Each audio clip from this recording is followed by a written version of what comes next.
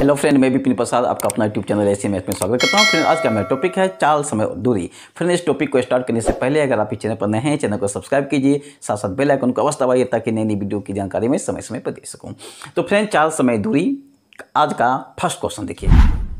एक साइकिल चालक ने एक निश्चित दूरी तय की। ये देखिए, ये साइकिल चालक है जो एक निश्चित दूरी तय किया है।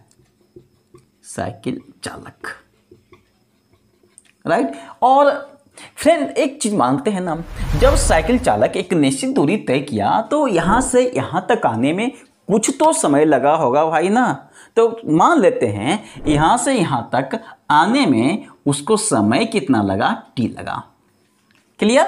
यदि एक जॉगर उसकी आधी दूरी दुगुने समय में तय करे कि जॉगर है और इसकी आधी दूरी, मान लेते कि आधी दूरी यहां पर है, इसकी आधी दूरी कितना समय लगाता है आधी दूरी को तय करने में, दुगुने समय में।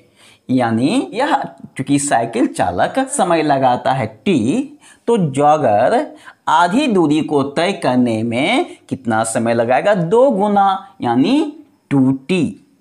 2t टूट जाना नहीं, 2t। क्लियर। अब फ्रेंड जस्ट सोचिए, जब आधी दूरी को तय करने में 2t लगा तो इस आधी दूरी को तय करने में भी कितना लगेगा टाइम, उतना ही लगेगा, 2t। तो जॉगर के द्वारा कितना समय लगा, जॉगर के द्वारा 4t टाइम लगा, क्योंकि दोनों को हम ऐड कर देंगे। ये जॉगर का टाइम हो गया। क्लियर। अब तो प्रॉब्लम तो बन गया। मांग क्या रहा है, उस जॉगर और साइकिल चालक की गतियों का अनुपात निकालिए। ये किसका अनुपात निकला, समय का अनुपात निकला, जॉगर और साइकिल। तो ये जॉगर और साइकिल, ये जी को जॉगर मान लेते हैं और सी को साइकिल मान लेते हैं। तो जॉगर का टाइम कितना दिया हुआ है, 4t, और साइकिल का टाइम कितना है, t। तो रेशियो का तो नियम जानते हैं, t से डिवाइड कर देंगे तो इसका वैल्यू आएगा 4:1। ये क्या है, समय है। और फ्रेंड, आपको मैं बता चुका हूं, समय और चाल एक दूसरे का विलोम होता है।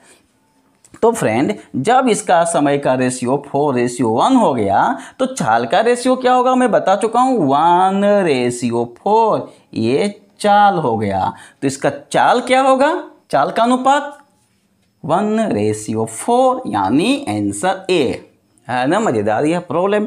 एक चीज सोचते होंगे कि यहाँ 1:4 कैसे हो जाता है। एक चीज मैं क्लियर यहाँ पर कर दूं, क्योंकि मैं क्या बताया हूँ, समय और चाल एक दूसरे का विलोम होता है। तो 4 का विलोम क्या होगा, 4 का विलोम हो जाएगा 1/4 उल्टा, और 1 का विलोम 1/1।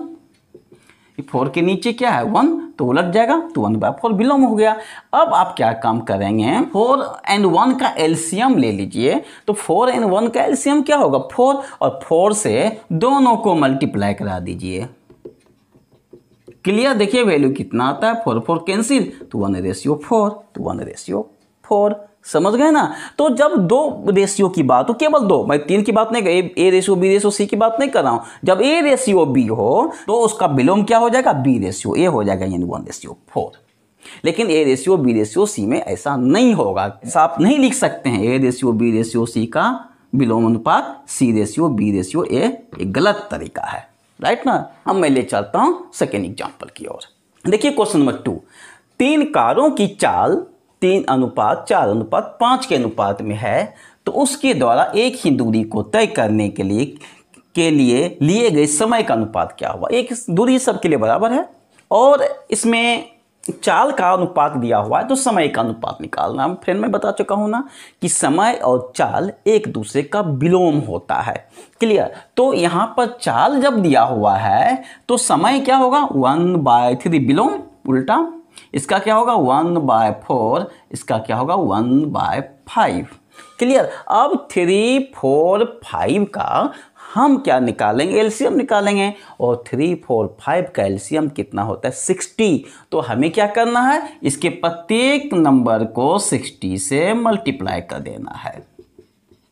क्यों 60 से मल्टीप्लाई कर रहे हैं, क्योंकि 3, 4 और 5 का एलसीएम यानी लघुत्तम समापवर्तक 60 होता है, 60 होता है, इसलिए मैं 60 से मल्टीप्लाई कर दिया हूँ। तो ये देखिए 63 से कैंसिल हो जाएगा, यहाँ आएगा 20, ये 64 से कैंसिल हो जाएगा, यहाँ पर आएगा 15, और ये 65 से कैंसिल होगा तो यहाँ आएगा 12।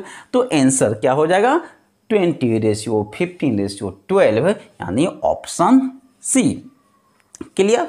दूसरा तरीका क्या है, मन में वर्बली भी कर सकते हैं। कैसे कर सकते हैं वर्बली, बस इतना आपको ध्यान में रखना होगा कि 3, 4, 5 का एलसीएम क्या होता है। तो 3, 4, 5 का एलसीएम होता है 60, तो डायरेक्ट 60 में 3 से भाग दीजिएगा तो आएगा 20, 60 में 4 से भाग दीजिएगा तो आएगा 15, और 60 में 5 से भाग दीजिएगा तो आएगा 12।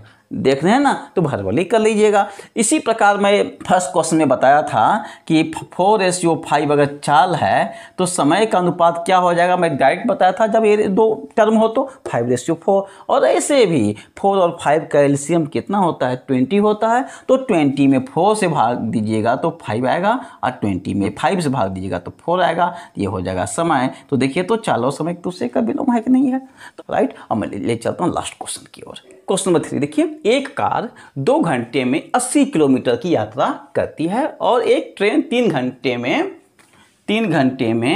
180 किलोमीटर की यात्रा करता है। तो कार की ट्रेन से चाल का अनुपात निकालिए। फ्रेंड यहाँ पर कार पहले, बाद में किसको रखेंगे, ट्रेन को रखेंगे। क्लियर। अब यहाँ पर चूंकि हमें चाल का अनुपात निकालना है, चाल का अनुपात निकालना है, ध्यान रखना है। तो चाल बराबर क्या होता है, दूरी बटे समय होता है। तो पहला केस में, इस केस में देखिए दूरी दिया हुआ है 80 किलोमीटर, समय दिया हुआ है 2 घंटा। तो चाल कैसे निकालेंगे, दूरी बटे समय, तो 80 में 2 से भाग दे देंगे तो कार की चाल निकल जाएगा, रेशियो। अब रेलगाड़ी का हमें चाल निकालना है, तो यहाँ पर देखिए ट्रेन का दिया हुआ है कि 3 घंटे में 180 किलोमीटर की यात्रा करता है। तो समय भी दिया हुआ है और दूरी भी दिया हुआ है, चाल तो निकल जाएगा ना। क्या हो जाएगा चाल, दूरी बटे समय दिया हुआ है 3 घंटा।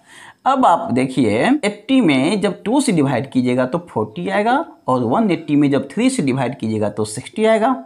अब इसको किससे डिवाइड कर दीजिए, 20 से डिवाइड कर दीजिए। तो 20 से, चूंकि रेशियो का ही नियम हम डिवाइड कर सकते हैं, तो 20 से डिवाइड कीजिएगा तो यहाँ 2 आएगा, और इसको जब 20 से डिवाइड कीजिएगा तो 3 आएगा। तो आंसर क्या हो जाएगा 2:3 यानी option A. Clear. So friend आज का यह वीडियो कैसा लगा, अगर अच्छा लगा होगा प्लीज़ लाइक से सब्सक्राइब करना नहीं भूलिए। फिर मिलेंगे नए वीडियो के साथ। जय हिंद।